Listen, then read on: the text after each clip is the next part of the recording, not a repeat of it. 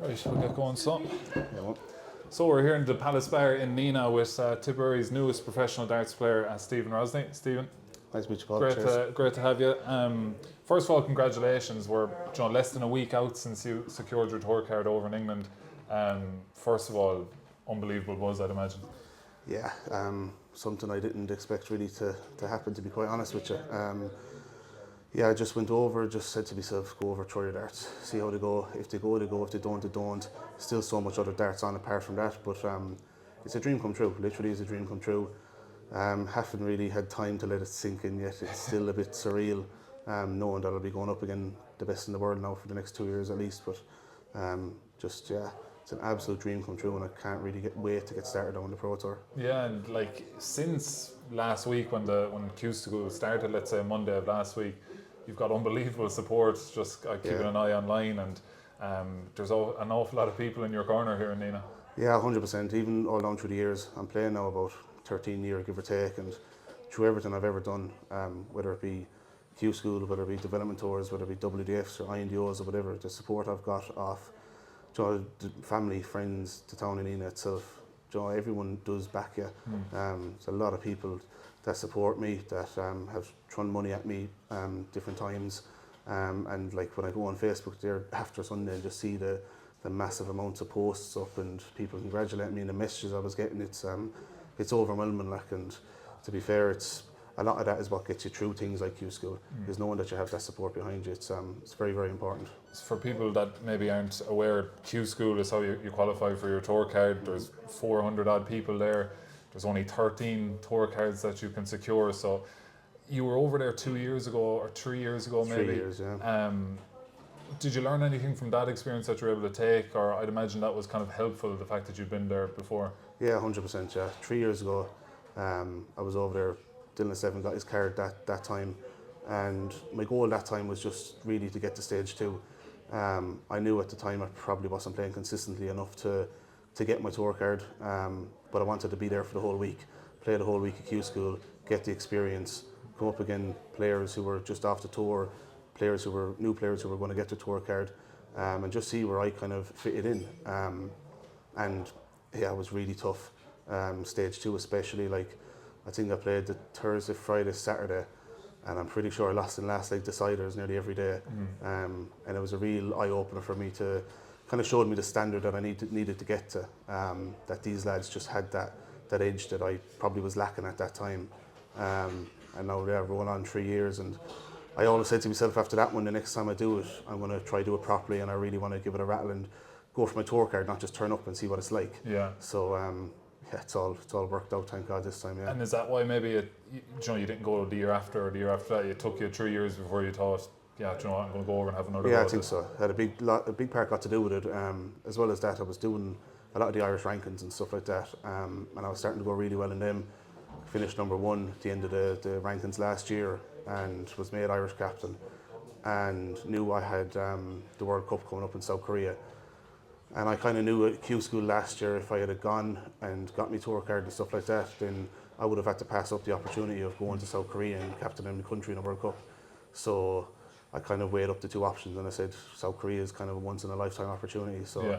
I said I had to go down that route last year, gained much more experience that I did, and then just give it a right rattle this year. And look, Q-School's so tough, but yeah, I'm so happy that I kind of waited that extra couple of years and went this year, and it all worked out. Yeah, and when you were going over this time, then you mentioned you had that the next time I go, I'm going to try and win a tour card.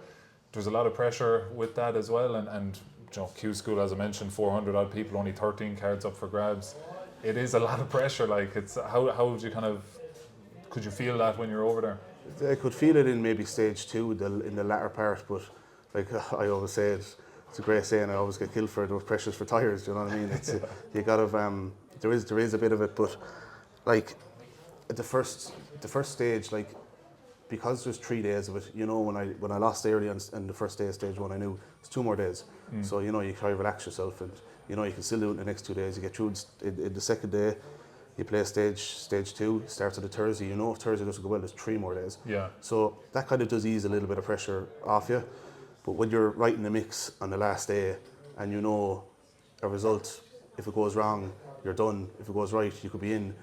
that's kind of when the pressure kicks in and the legs go a little bit like jelly in a way. But thank God I just managed to hold it together enough to get myself through it. But yeah, like I would say playing under pressure is kind of one of my strengths. I think it doesn't really bother me. I've played on stages and played for Ireland so many times now that I think I thrive under pressure, and we'll see how I thrive under the pressure of the Pro Tour now when it starts. Yeah, and just finally to finish up on Q-School, like that last day you're going into it, you know that you were right there in to where you need to be to get one of the tour cards, but as you said, a result or two can go against you.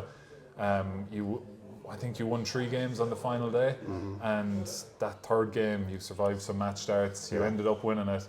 You didn't know at that time whether that was going to be enough or not. No. You lose your next game, you're probably thinking, Thought I was done for, yeah. So talk about like that kind of moment where you find out that you've secured the tour card. It was crazy. It was such a roller coaster of emotions from game one that last day. I knew going in there I think it was like 11th or something in the rankings, knowing the top 5 get it, knowing it was going to be tough. But I knew starting the day as well, if I win 4 games here, I'm going to secure my tour card. That was all that was in my mind, was win 4 games and I'll get my tour card. So when getting over the first couple of games, grand. The third one, again, I knew going on legs, if I won the third one, didn't know where it was going to leave me, it was going to come down to legs. Yeah. But again, I had to win it, and I think that's towards the back end of that game is probably where you've seen some of the nervier darts I think I've thrown all week, was being 4-1 up in that game, letting the lead slip, and then I was 5-4 down, and I was like, did I just ruin my chance here?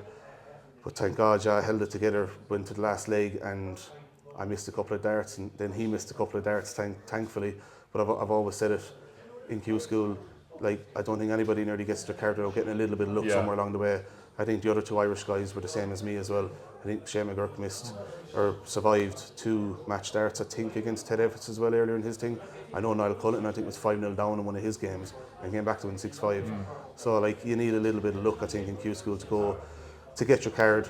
And also it can go the other way. I've seen another guy, Derek Coulson, lose out by a leg, and that is just so unlucky. And thank God the luck was with me. There was somebody looking down on me that day, and the emotion of getting through that last game. Like I said, I lost it 6-3 as well, and I thought that was me done for. The 4 games that I wanted to win, I only won 3.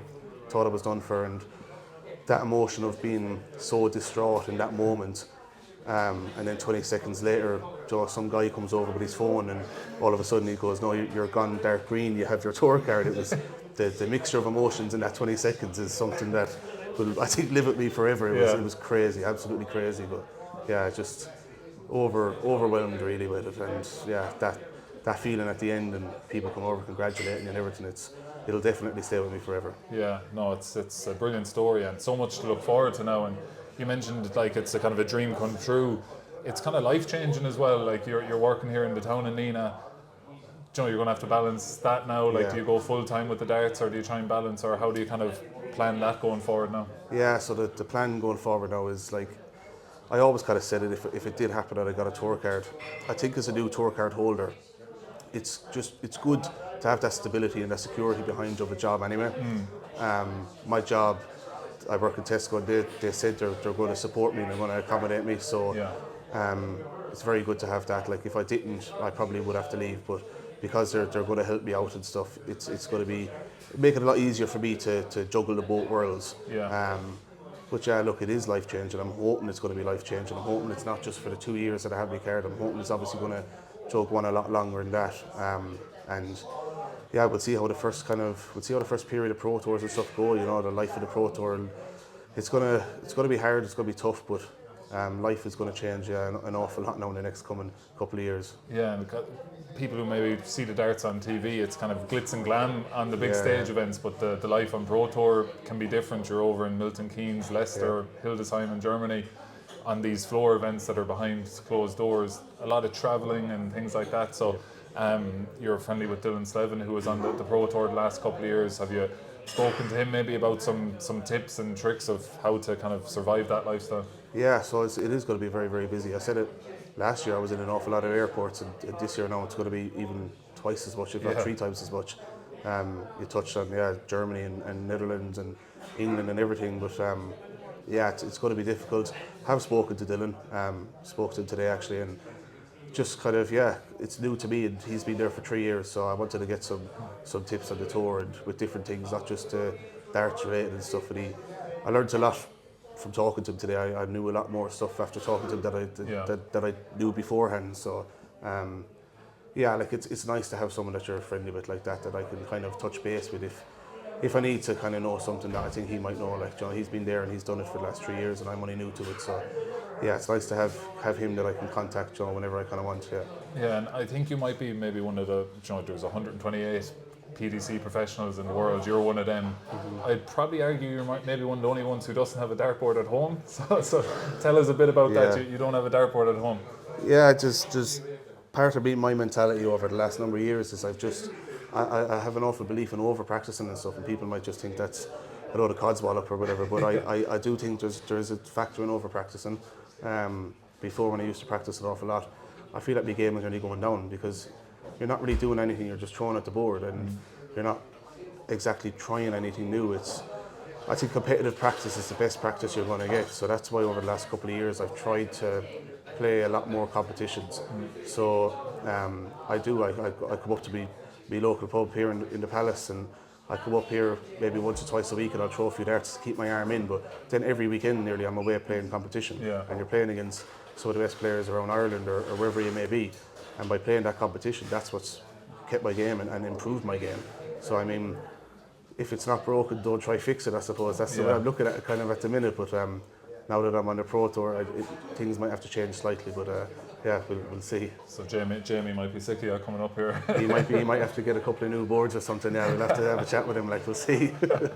And going on the tour now, you said you started darts maybe you're around 18 years old. About 17, I think. Yeah. 17 and a half, how did you kind of first get into it, and when did you kind of think, I want to kind of have a go at this? It was mad. I was in my bedroom one, and I just started watching the World Championship on TV in December, and kind of just fell in love with watching it at first. And I remember being in a sports shop in Limerick with my parents and begging them for a dartboard, and they were like, no, not a chance, we don't have the room, and you put holes in the wall and everything like that. So they told me I wasn't getting one, and I tried to strap, and I didn't get one, and eventually they turned around and they got me one a couple of weeks later, and put it up in my bedroom, and I started throwing for hours on end, just kind of loved it whilst I was watching it on TV as well. And I just fell in love with the sport like that. And then just after a couple of months, I think I hit my first 180, and then I wanted to start playing a few competitions and stuff like that around Nenagh.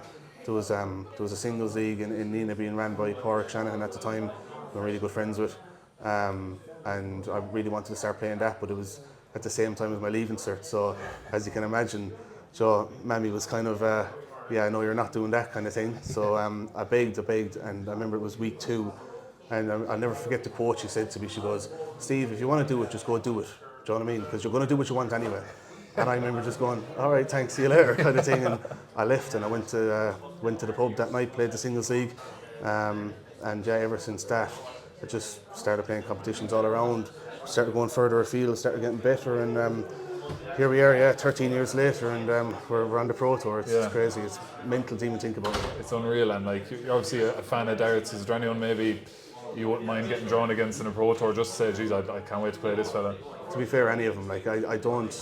When you're young and you're watching darts, you look up to them and they're kind of idols as such. But nowadays, obviously, you have to look at them as competitors. That's what they are. They're if I play any of them in a Pro Tour, they're going to try beat me as much as I want to beat them. And obviously, I am kind of looking forward to the potential of getting drawn against some of the big boys. I would like to, whatever about the Pro Tours, but even the UK Open, which is coming up in March and stuff, I would like to get through the couple of rounds that I need to get through to potentially come up against one of the big boys. And I would love to draw a course to likes of Littler or Humphreys or Van Gerwen or whoever, and get onto that big stage kind of as soon as possible, and then see how I react up there. But look, it's going to be a fun 2 years minimum, and looking forward to coming up against any of them. Can't wait. And usually when someone is new on the Pro Tour, talking about getting onto the big stage, playing on TV for the first time is kind of a big thing. But you were in the Lakeside just before Christmas. I'd imagine that was a good experience to just experience that kind of level and big stage TV televised. Yeah, 100%. Even when I qualified for Lakeside in Budapest back in October, it was such a big thing to me then. Going playing in Lakeside then. Lakeside is iconic. It is. it's the same as what it was 30, 40 years ago. You know, it hasn't changed. Turn up to the venue, Joe, looking at it and knowing that's where the likes of Taylor and Bristow and players like that won most of their world titles. Being in the players' room in the back, just the whole thing was a bit surreal at the time. But yeah, the confidence I took from playing on that stage, I felt so calm and I felt so cool on it that I knew that, you know what, this is for me. It felt right. Yeah. So I took the confidence from Lakeside, although I lost in the last 16 and I was a bit disappointed with that. The confidence I got from winning the first 2 games, being up on that stage, feeling as calm as I did on the stage, that definitely I think helped me going into Q-School for sure. Yeah. And as we start here in the start of 2026, what are your kind of goals? Have you kind of marked out anything? This is where I want to be come December, come the end of my first year. Not set and many goals as of yet because I haven't started yet. But I suppose the one thing everybody would like to do, definitely in the first year, because if I don't, it'll make the second year really difficult.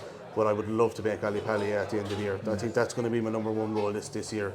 Whatever about the rest of the majors, they're going to be very, very difficult for somebody that's only on the tour to make. But Ali Pally, I think, in the Players' Championship finals are realistic ones towards the back end of the year. So if I could make me debut at Ali Pally at the end of this year, yeah, that'd be massive. And it's massive money in that, so it's massive for the rankings as well. Yeah. Especially when it comes to year 2 and trying to hold on to your tour card, getting into that top 64. I think trying to get to Ali Pally the first year is pivotal in that. So that'll definitely be the number one goal. I think getting Ali Pally at the end of the year. Well, we'll all be supporting you here in Tipperary, and we can't wait to see you do your best on tour. So fair play. Cheers, appreciate it. Thanks a million, Paul. Thank you. Fair play.